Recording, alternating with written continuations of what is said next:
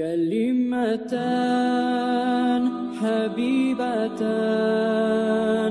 إلى الرحمن خفيفتان. 880. hadis hani Nebi sallallahu aleyhi ve sellem قال, bu hadisinde geldi Abi Hureyre, Peygamber ayeti de İza atasa ahadukum felyekul elhamdülillah. Sizden biriniz kuşkursa elhamdülillah de baytsin. Velyekul lehu ahuhu ev sahibuhu. Onun kardeşi ya da yoldaşı kimse. Hatta katılımsa da. Görəsəniz. Qatının qasağa aytsan, qatının aytsan. Sonra da aytıb uyda etməyinizə ne çık burada? Sünnatlar uyda da yutma gelir. Aytan mı qatıllar uyda gelir? Yarhamkallah. Aytməyimsə şu sünnatını bir yutma. Kovusu qatıllar mən aytayım, aytmayın.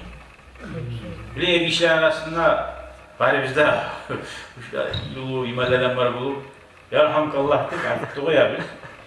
Uyya varganlar uyda nizat değerli böyle aşkıyız. Uyda bir yurtma gelir. Salam ne de şöyle zaman sünnatlarında. O yok da uyda 100 kere kuşkursa 100 kere aytıp durması der ya o Halit sen avurdun. Halit tanrılar etmeyin. Birinci kuşkurlarına, ikinci kuşkurlarına bu açı. Şu vakti yarayı. Uyum var şu aralarında. Ha? Uyum var. Öyle mi yani? Şu uyda da kuşkurgan zamanla yarhamkallah.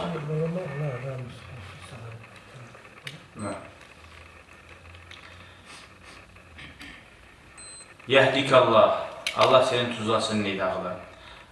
Kop gelin kuşkuramsa neyma teşhir de bayta afakallah. Allah sağlık versin, sağlık versin. Avrupa bildiğimizde Avrupa kendi. Yarhamkallah'ın ayıp bittikten sonra dağda görüşte ayıpmaga afakallah. Ay Allah sana sağlık versin. Yatim kullandı bize. Ha? O da yine yatim kullandı. Yahdikumullah. Allah sizin tuz yolu açılsın. Yarhamkallah dese, Allah rahmetli olsun dese. Dağda kuşkurgan zamanla biley marcur kabul de baytedi. Kuşkurgan zamanı ettiren dua kabul olmalı umut da baytedi. O sırada biravlar Aros hilide olanı kalap saylap okuya şu vaktisinde. Ramazan Budi Rahimahullah atam öğretken duası var edim mağadi. Şu kuşkurgan zamanla ayterim mi? Allahümme rzuqni mâlen yakfini Allahümme rzuqni mâlen yakfini ve bayten ya'vini. Allah'ım mağa tamanca rizkı ver ve parafat salamet erkin uyda ver.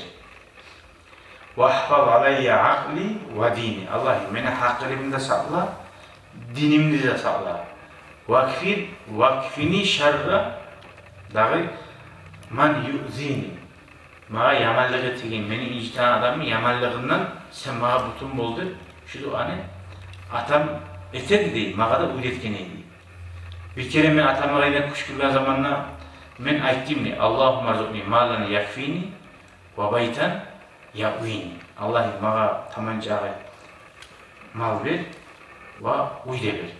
Vahfaz aleyye akli ve dini. Allah'ım beni hakkımı da sağla adaşmaktan. Dinimi de sağla. Vahfazni şerremen yu'zini vakfini şerremen yu'zini. Beni ictihadamın yamallığından sen muhabbetulu ettir. Aytmada ayttin. Atam onu beni aytlarını eşittir. Daha Allah-u Teala sana vermeyeyim de aşılarını barısında, hakkıyla, dinle, uyla, erkillikte. De şu zaman sana vergen civarındadır. Atam bana şu razı bulup, razılığını bildirdi. Şu duanı ben yürütanım. Bu sırada qaysi ne duanı biləmsəyiz, kuşkurgan zamanla etsəyiz, inşallah yaxşı bulur ve kabul olmağa umut bulur. Kamiləcik. Hali boşunu toğup tanağına kuşkuru artığına yaşlı ötüp olasa.